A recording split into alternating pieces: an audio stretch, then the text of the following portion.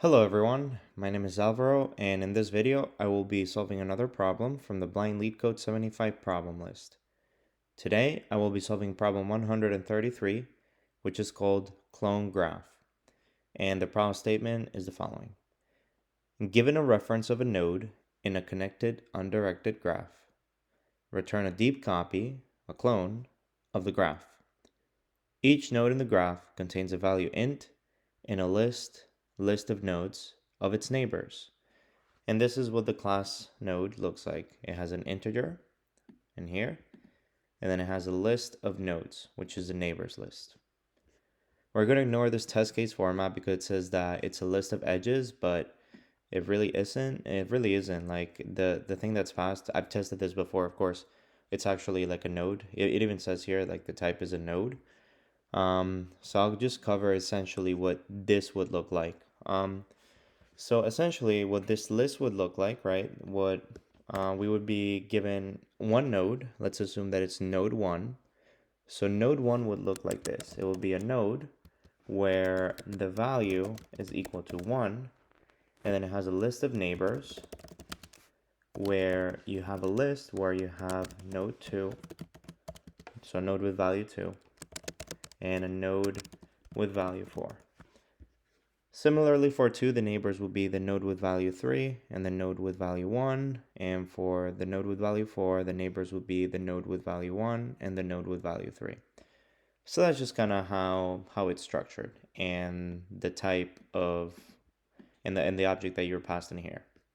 So if you want to take some time now to come up with a solution, feel free to pause the video. Because right now I will explain the approach that we will take in order to solve this problem. There's a couple of them that you can take, but I'll just do one of them.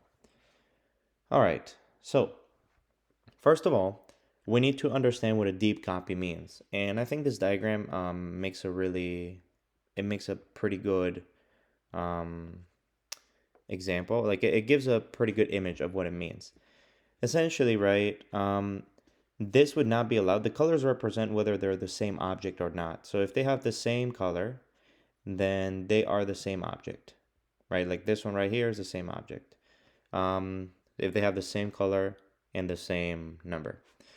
So whenever we create the clone, right, it's not enough to simply just store, let's say that we are using, like the current node that we're processing is just node.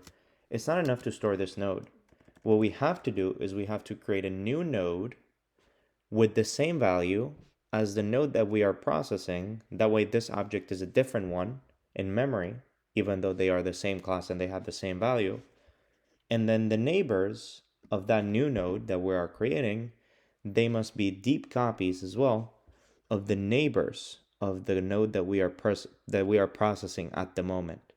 So whenever, for example, we are creating the deep copy of 1, what we have to do first is we have to create a node, right, with value 1. So we have to create a node with value 1. And then its neighbors will be also new nodes that we create or that are already stored, and I'll discuss that in a bit. But they will be new nodes with value 2 and value 4. So the idea here is to, every time we encounter a node that we haven't created already, we have to create a new node with the same value. That way it's an actual deep copy, not just a reference copy or a shallow copy.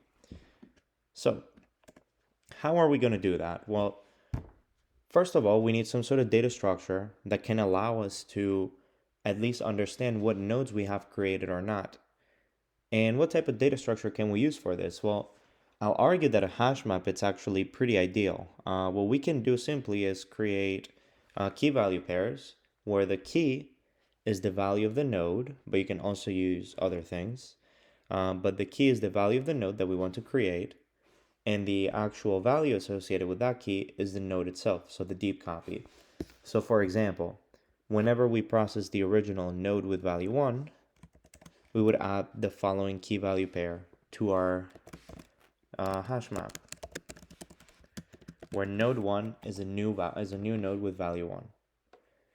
And now whenever we've created that, right, whenever we are processing a node, what are we going to do next? Well, suppose that we have the node. So this is the original one that we are processing, right? So what we have to do next is we have to loop through the neighbors of node. And once we loop through the neighbors of node, we find that we have a 2 and a 4, right? How do we add these neighbors to the neighbor list of the node that we just created? Well, the main idea here is the following. There are two cases. The first case is we have not created the node 2, which in this case, that's true. 2 has not been created yet by us. So what do we have to do first? Well, we have to first create the key value pair with a node. And after that, what we have to do is we have to add this node right here to the neighbors parameter, which is a list of this node right here. So then what we would do is node 1, right? In this case, imagine that this is like a graph or something. What we would do is something like this. Graph sub 1 dot neighbors dot append graph sub 2, right? This makes sense. And in the case that we have not processed this node already, and by this node I mean 2, what we have to do then is we have to keep also track of like what nodes we have to process and what nodes we don't. So ideally, in the beginning, we create some sort of variable, data structure that can be used as a stack. So in this case, in Python, we can simply use a list, but you can also use a deck if you want. But a list is more than good enough. So here, what we can do, right, is whenever we encounter a node that has not been created yet, we append the original node. Remember, not the one that we just created, but we have to append the original node. So in this case, it would be node in the beginning, right, to the list. Now, so for example, for 2, right, originally wasn't in the graph. So whenever we encounter a neighbor that is not in the graph, that means that it has not been created yet. So we have to process that later because we need to find its neighbors, right? It's not enough to just simply create it. We also have to find the neighbors of that node in the original array. So we need to find that 1 is a neighbor of 2 and that 3 is a neighbor of 2. So whenever that happens, we have to append that other node, so the neighbor node, to the list. And simply what we will do is we will just pop the nodes that we have to process, and we will continue to do this process until there are no more nodes left to process. So that's whenever the stack is empty, or deck, or whatever other data structure that you're using. And yeah, that's pretty much it. In the end, we're gonna have some sort of hash map. Well, we're gonna have a hash map where each key value pair represents the value and a deep copy of a node with that value of a new graph, and then we will simply return the node with the deep copy of the node with the value that was passed here in the clone graph function. So let's get to it. Might have been a little bit confusing, but let's code it little by little, and then I'm sure that it'll start making more sense. So first of all, let's think about base cases, right? What is the simplest base case? The base case right here will be this one, right? Node is empty. Well, the node is none. So the adjacency list here. This is why like this problem has a lot of downvotes, by the way, because I think originally the node this thing was like an adjacency list, or they might have changed it, or I don't know why it's an adjacency list in the problem description, but whatever. The base case is that the node is equal to none. Whenever the node is equal to none, there's really nothing to process, so we can simply return none. So if node is equal to none, then we return none. So that is our base case. Now, let's start to create the data structures that we're going to use, okay? First, we're going to create the graph. So that'll be the empty hash map. And then we can create the stack. Now, the first element that we're going to process, obviously, is the node that's been given to us. So I guess we can put that in the stack. And the idea is to do the following. we have to keep processing, right?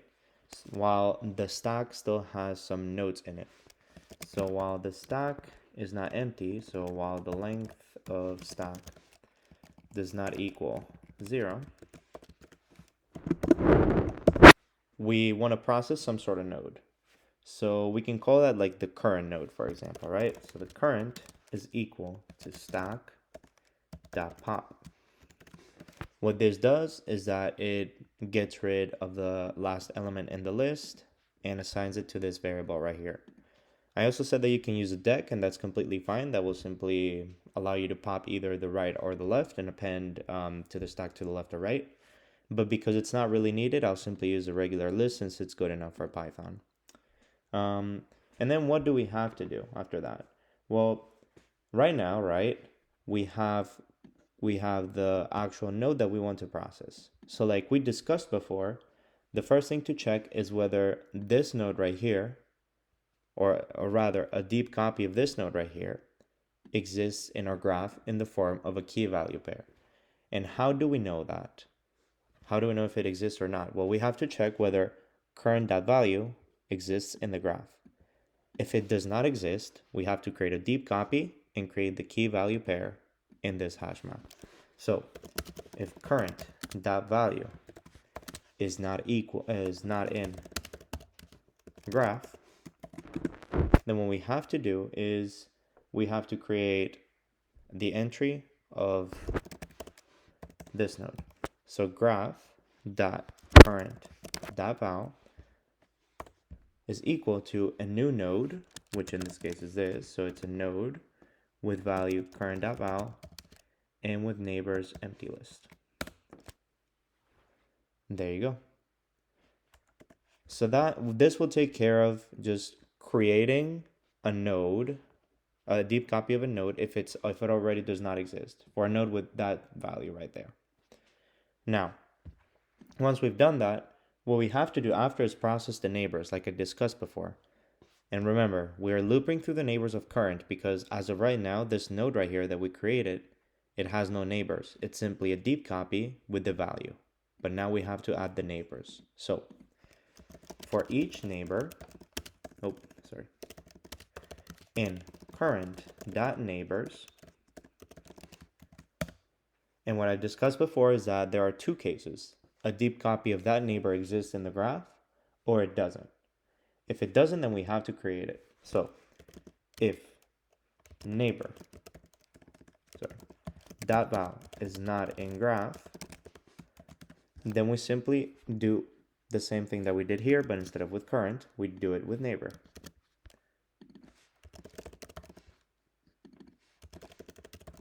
So this, for example, takes care of, in this example right here, right?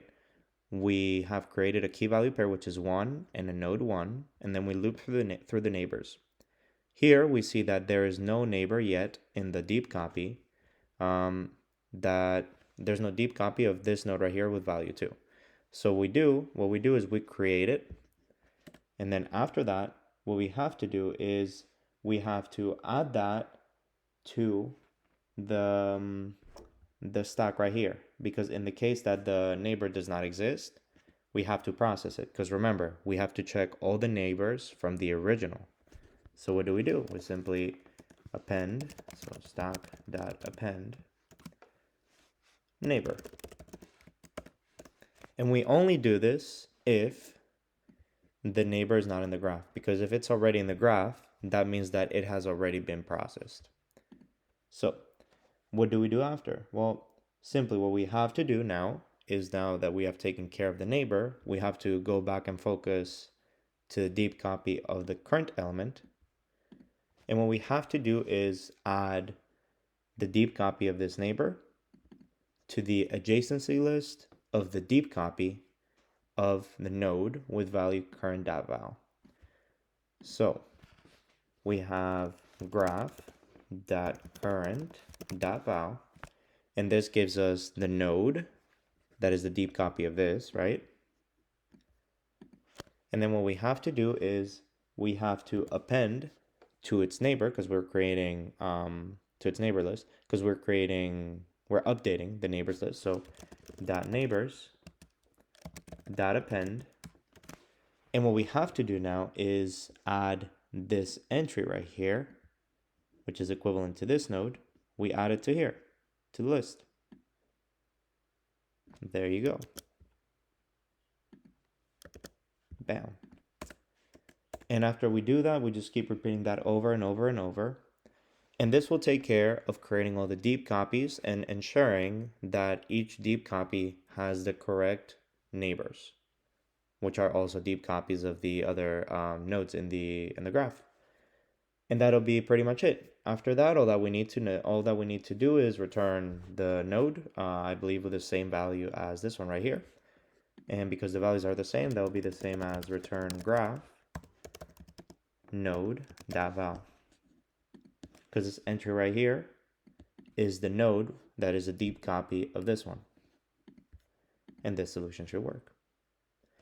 There you go. Actually, first time I record a video and the runtime is like the ideal one. But yeah, so that'll be pretty much it. Now let's discuss the runtime of this algorithm and also the space-time complexity of this algorithm. So what is the runtime complexity of this algorithm? Well, first of all, we see that we're going to process every node at least once, right? Well, not at least once. We're going to process every node once. So that right there represents n. We can call n the number of the number of nodes in the graph. So we know that at least this runtime will be big O of n. But what else happens whenever we process a node? Well, we have a for loop that processes every single neighbor in that node, right? For that node, sorry. So what ends up happening is that we're not only processing each node, but we are also processing every single edge that exists, right? In fact, we're processing each edge twice, once for this and once for that.